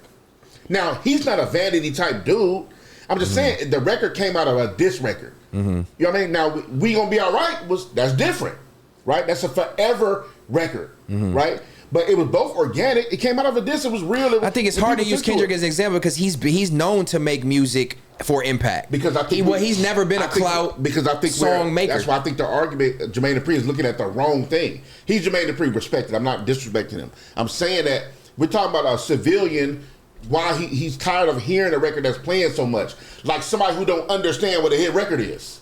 I mean, he's young. Steph is my age. That's what I'm saying. So he should know what a hit record is. You should know. I mean, people get tired of, we all get tired of whatever the song is. I think Steph was that's just the cameras being too close to him in his private. Yeah. No, I think it's not as deep. I think Steph looked at it like, I'm just tired of the record. Yeah. Now, if we talking about, now I'm arguing Jermaine Dupri point, not why Steph said that. Right. That's what I'm thinking. Jermaine Dupri, he comes from a demographic, an age where you were making music not for attention. If you what do you keep saying this for, bro? Because I feel like Chris Cross and had them niggas dressing clothes backwards. Then you write their lyrics. Jump. Some of the simplest jump. That's clout, bro. He took some kids out the mall. I mean, you are correct. I'm not saying that I'm not right. I'm not saying that I'm right by any means. But I think it's almost two things. It's almost two things can be right at the same time. Because you have, not only do you have more people attempting to make music, which waters down potential hit records and they're harder to find and they don't last as long because music is here and it's gone immediately. You have more people doing it and you have younger people doing it. The younger people are doing it because social media is telling you it's cool and it drives attention. When older rappers, like when JD and them came out, they only had radio. We didn't have a look from everywhere to seek attention. They still falling, so like you just said, younger people are going to what platforms to do this? TikToks and shit. The average rapper back in the day, because it's a route to possibly get discovered, right? Right. But getting discovered is different than seeking fame with what you're doing it for. I feel like nowadays, all the artists back then, it's not like they didn't grow up. You think Tupac cared about being famous? Yes. Why? No, I don't think so. Yes, I do. How do you think he did? It was his passion that made him be successful in all these areas. I don't think he cared to be famous. Passion for what they do, which is disrespectful. A lot of people, and I'm gonna stand on that. I think a lot of artists that come out now don't have passion for hip hop. Watch this. They're not passionate for the art. They're not passionate for the art like they were back in the day. Bro, that's my point. Motherfuckers, I'm not even knocking. You can't knock your past. But I'm just saying, like, where it rooted up from and everything. Motherfuckers wasn't thinking about no damn 20-year legacy when they made that record in their room. Motherfuckers was also not 14 back then making music. Yes, they was. They was. Yeah, The average rapper, 24, Jay-Z right? didn't even come out till the first album was 26. It don't matter. He was going. But I'm saying long before then. rap Pac didn't died at start 24. in the teens for people back in the day. It wasn't when you're a teen, your mind is not molded to know Bro. you have a reason to do this. Bro, yes, your it is, mind when bro. you're young now it's attention. Bro, these The rappers were average young. teen rapper now is not doing it for legacy. What do you? They're doing they it wasn't for, doing it for legacy. They're doing it for a They quick wasn't bag. doing it for back then. Man, you crazy? Them people, Mobb Deep and them niggas was trying to get out the projects with they rap. Everybody's they wasn't trying to doing get out, bro. No, he Nah, said. these rappers Mobb Deep nowadays said are on his first- privileged and they not Mobb trying to Deep get out said of on his- shit. Mobb Deep said on his first album, I'm gonna be in the projects as long as I'm alive, I'm living. But I'm saying they not. 50 Cent's you think 50 Cent came out with them album and them songs seeking out fame? He wanted to change his environment. I think my bad. I think That nigga was already selling I think drugs. we looking at the They argument wanted to different. change their I environment. don't think it's just fame, but that is a part of it. Because what comes with fame, come the bread, come your lifestyle change, come everything else, right? You can't act like none of these artists was looking for it. I just think it's We talking about prioritized kids. different now. It's Hip-hop is- prioritized different. First of all, hip hop is still a young culture, and you're talking about these are kids when they came out. When you keep saying like 14 to 15, these niggas was 14 to 15. Snoop was in high school when you first heard Snoop. Yeah. He was just out of high school. That's what I'm saying. They're older now. Now you I'm looking have. at now. I'm talking about when you talk about. But when you they were have to kids. compare it to now because of what he's saying. They're not used to hearing hit records because they're not made as much anymore. No, it's not that they're not made. You Yeah. gotta think about this too, though. Like, a hit, just because we know something to be a hit record, that's the way the industry was formed and shaped up too, though. We gonna make this damn near a hit record. As long as it's good enough, we will make it a hit record. Like, so the concentration was there more as far as the market. Like, it was only a couple motherfuckers. Like, yeah, we got a couple artists and they doing it up. As long as they deliver something good enough, we can run it. There's talking about current or back then. I'm just saying, like, because it was floating around, you know, or a hit record, considered a hit record. A lot of that was just business too. You get what I'm trying to say? But Like, I think it was more. people that had hit records in the street or whatever the case may be, like had coat hit records. But it was more organic though. No, that was organic, the street ones. And then you Yeah. had motherfuckers that come through, Throw the fire on yeah, get the fire and everything, and now they got the hit records. But That's the what the city break not came gonna in necessarily tell you that. They might be like, I'm tired of hearing that record, like Steph was saying, like I'm tired, you know what I mean? Like, because I'm just lost on what you're saying as far as clout and legacy. let me just clear that it. the artists these days don't care like the ones back then didn't. I mean, if anything, I can you say should be a able lot to of see artists that though. now. It's an argument both ways though, because it's not like motherfuckers was just telling the flat out truth in their lyrics back then. Like, But look how here today and gone tomorrow music is now versus was back in the day, and that's not. And That's my not point. by That's why that record coincidence. go I think it was for that many curated. years. It was curated with more care back then. It's easy to get in the studio and get a set of studio up. You could buy a studio on Amazon now. Back in the day, you pressed your shit out on the album. Wasn't no leaking it. Wasn't no MP3s. You had to invest money into studio time. Now you get a studio for $150 and a laptop. And if you get in the door, now the next time somebody else get in the door, it's not as much as today. Right? So that changes the whole competition. It's like a natural change of it's just natural, bro. Like, shit picked to up. To your point, I agree with what you're saying. Like, yes, more people, in my opinion, I agree with your point. Mm-hmm. More people are passionate about the art of it, the creativity, or for example, the lyricism. Example of that was every label used to have an artist development department. Right. That's been out. Right? But before, in the 90s, and early 2000s, every label you walk through in LA, Loud, go to the Warner Building, go to any low-key temporary Def Jam office, they all had an artist development office in a just for like rehearsal stuff and performances and learn your audio. I remember some had to learn speech for interviews. Right? So that means obviously somebody cared with how you are going to be seen coming up. Now it's a money play. We throw down this $3 million budget, some gotta. So it's like tuck your shirt in before you go into this church type shit. Like, so I dig that. But now they look at it like a money play, right? It's more of a money play industry for these songs and these artists now than it is a legacy. Than a money play. I don't feel. Look how. Okay, look. So you mean to tell me the artists of the last 10 years are gonna have the same staying power 20 years from now that the artists in the 90s had? No, but guess what? Why is that though? Listen, because shit's fast. We got 5G, we got 7G. Nah, the quality's changed. No. Shit, life is faster, bro.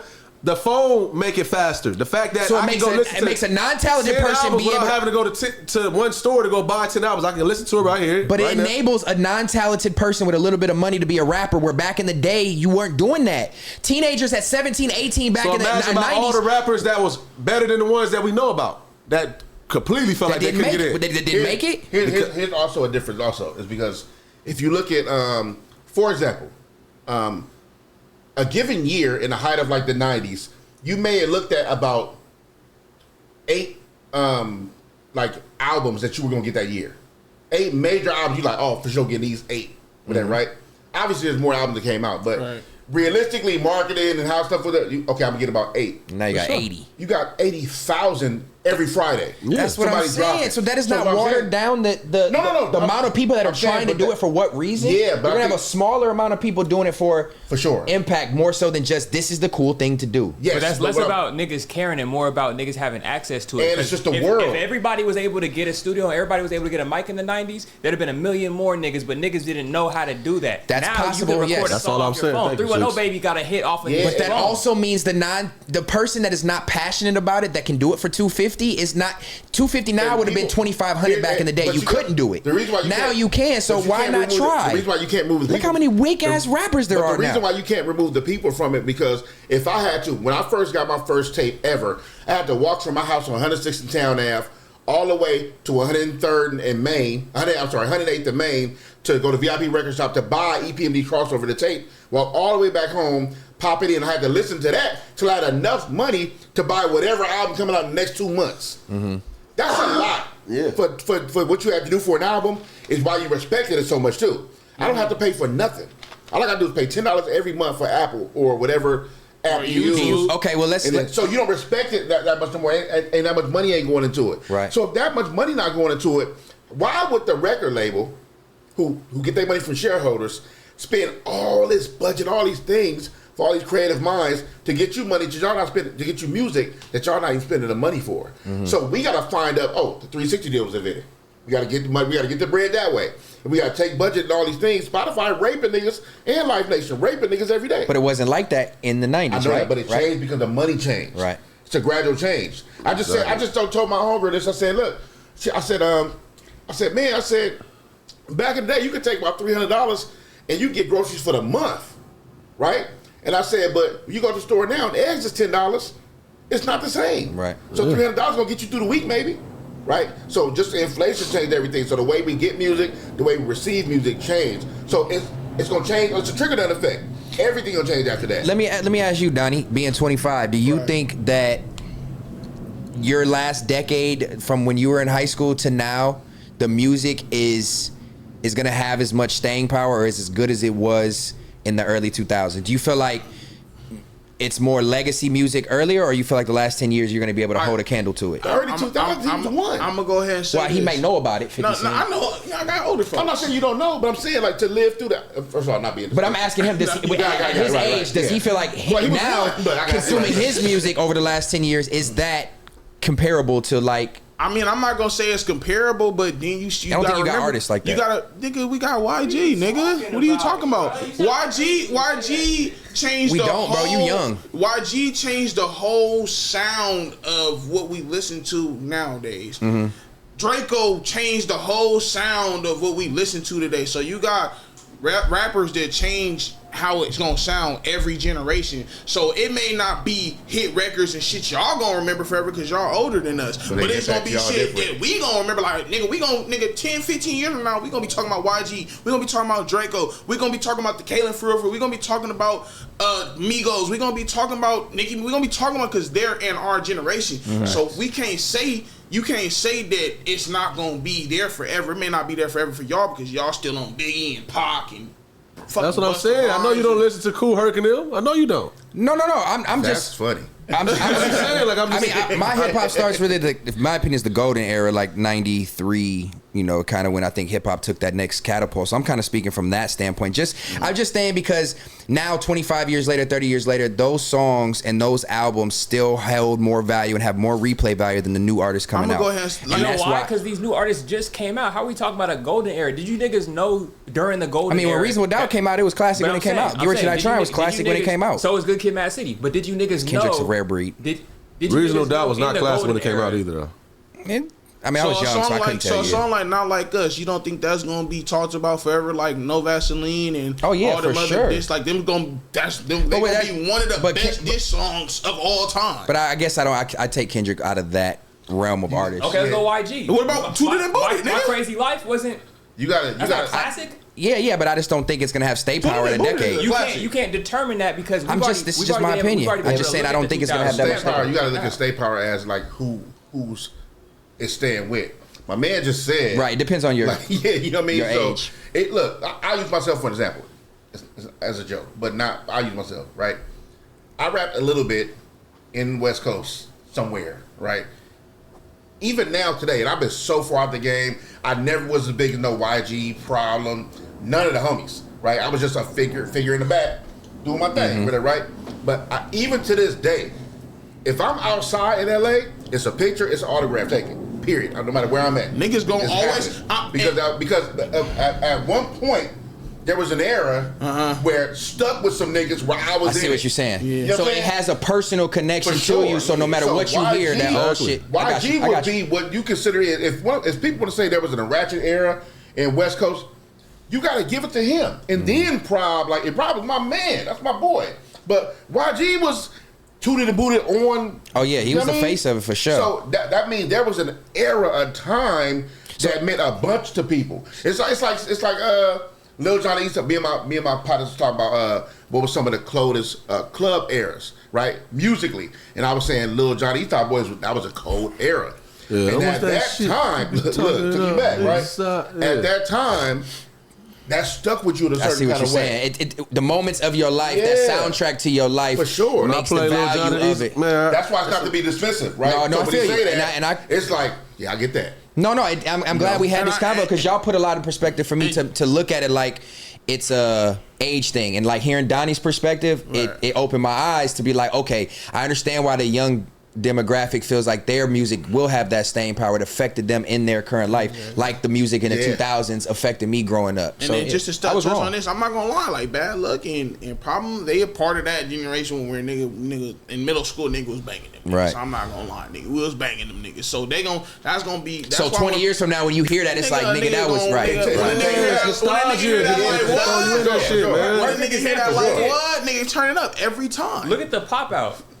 Nigga, the Problem got on stage and it was hot. RJ got on stage, it was hot. Like Dom Kennedy got on because of how much on stage. Come on, nigga will forever remember. I just seen a nigga the other day with Dom Kennedy tatted on his whole arm. Yeah, but that's gonna be forever. Dom Kennedy gonna forever be a legend, and he gonna forever be a legend. Let's before we finish though, because not Q, but it was Dre and them, right? Because I just want to go back to the origin for whatever you know of rap or hip hop, and I just want to know, like, cause you saying no clout, it was no clout, and it was more passion, no clout. It was giving away. And I'm telling you that before, like, was we 50 years in, before a rapper had an opportunity to look at another rapper and learn, and take some, mix their style in or whatever, they was looking at the singers and shit, the rock stars and all that. Yeah. Then they get to trying to implement a little bit of that. And even in they look, their appearance, you know what I'm saying? Right. Like, so at every step of the way, we're gonna have this argument, especially when it comes to generations. You know what I mean? Yeah. Like, it's I don't see how. Okay, so let me ask y'all then real quick. Being this age, being older, do y'all feel like you got better quality music or quality artists before? We consume probably same type of music. I think for sure. Do you feel like our generation at least produces better quality music or more impactful music? I would say this. It's a twofold answer, not long. Yeah, yes, I would say that, but that's only because I'm looking for a certain type of music now. So I'm sure there's a bunch of people making a bunch of dope stuff. Yeah, that's programmed for me. So I'm like, I either go back old or I'm R&B, soul, right, me too. something like, you know what I mean? Yeah, Or, you because know. music got to be like for emotion, like a motherfucker. Like, Yeah. so if I can, if this artist, even if I go back, that's why I say some albums are like a good book. For sure. You know what I mean? And I didn't get it. It was Jay-Z. You said Reasonable Doubt. It wasn't get a it till classic later. when it first came Right, out, but right. yeah, it was one of them ones. As long as he kept going. So I don't know. I can't say that it's different, but it's definitely some artists that I've been able to follow and go back to and feel like I'm sitting down like one of the dope. You know what I mean? Because some music you just cannot. You don't feel that. And some music you just can't go. It's kind of hard to like put my like Webby. I'm a big Webby fan. Yeah, for sure. Like, you know what I mean? But the Webby and relation is Boosie. not as close as. Just some of the shit he's saying as I'm rapping, you know, riding. I'm like, you know, it ain't really. Yeah. You know what I'm saying? It don't it's stick like, with you for real. Yeah, that was kind of tough to perform, but you know, Yeah. for a living. Yeah, we had some good topics today, fellas. I think we got in depth and we got to open up some minds. Anything else y'all got before we dip out on Get some that? air conditioning around this motherfucker. man. King Some call beverages. And you think Kendrick gonna invite you to the pop-out show even though you said Drake was better? I mean, I don't respect the invite personally, but I would still go as a Kendrick fan for sure. Not necessarily. Again, it's no bias. No bias. That's all. Big bias at first, though. A lot of motherfuckers change their whole tone. It's kind of I crazy. stood on my tone though. I stood on my So you put your tone in. Hey, I know it's crazy sitting back watching because after that show came on Amazon, I've seen a bunch of rappers stuff. I should have been there and I should have did it. All right, homie. All right. Yeah. Don't yeah. jump on the bandwagon now, nigga. No, I ain't no bandwagon jumper. Salute to Kendrick. He won the war for sure. Shout out y'all, man. Shout out all yeah, my man. old niggas, man. Yeah. Respect, Shout out to respect. you, man. Shout out for emotions. You right around the All corner. the niggas over the age of 35, Don't shout do y'all that. out. You know they man. you know they finna get your ass about that You know what do I'm that. saying? Oh, what? This? Fuck is that? Oh, this. What's that? It's the Marines. Incoming war. You see my direct, my direct. You know they finna get on your This ass. my boy. Shout out my nigga Poppy Blasted, man. Shout out my nigga. Nigga selling condoms for the head. There you go. Nah, I nigga. don't know what kind of do-rag that is. It's a do-rag, nigga. I mean, it's a cap, like, you know. A little I wave take my cap. shit off. My shit spinning, nigga. I don't know why you put it on anyway. Nigga, my shit spinning, nigga. Waves. What? Where? Right here, nigga. My shit. Wait, where? We can't see it. He said zoom in. He said zoom in. Don't play with me, bro. Shout out to. Yeah. Y'all got anything else y'all want to shout out?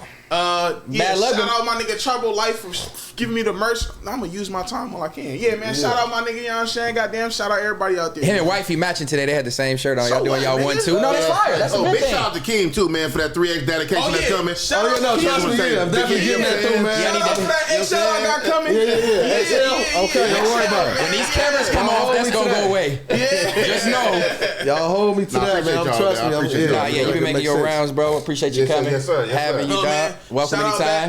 that- Hey, he low key family, and he don't even know. This nigga know my mom and shit. It's crazy. You Damn, type to yes. keep on reading. Wait, you know your mom? Yeah. Shout out your dad. He was a man. wild You boy. got cleared up the way you No, said it. no. I'm about to say he said Oh, yeah, for 'cause he- 15 years. He's a wild Yeah, boy. you know? I don't know. 25. Let me explain, dude. He said his girl know everything. No. Down there. My mom been doing his sister hair for a very long time, and she used to always tell me Sister? like, yeah. You know how the brothers be with the sister, little girl. You know what I mean? That's why he You ain't made say it much. worse, lucky worse. This is the sister. Oh man, my mom been doing. They know it's folks, and that's all I know, man. God damn, man. Fair to Shit. fucking say. Shout out, man. Shout out, mom. It's Yeah, man. fair to say, man. Fair to say, episode 9. Shout out to Illa. She'll be back. Shout out to the guests that came today. And Shout out my boy Lazar. They couldn't be here today too, man. Shout you out. Yeah, man, keep engaging. Is it fair to say hashtag on Twitter, Instagram? Keem got poor podcast etiquette because he think it's over, but it's all good. Episode 9, we out. This old produced ass nigga.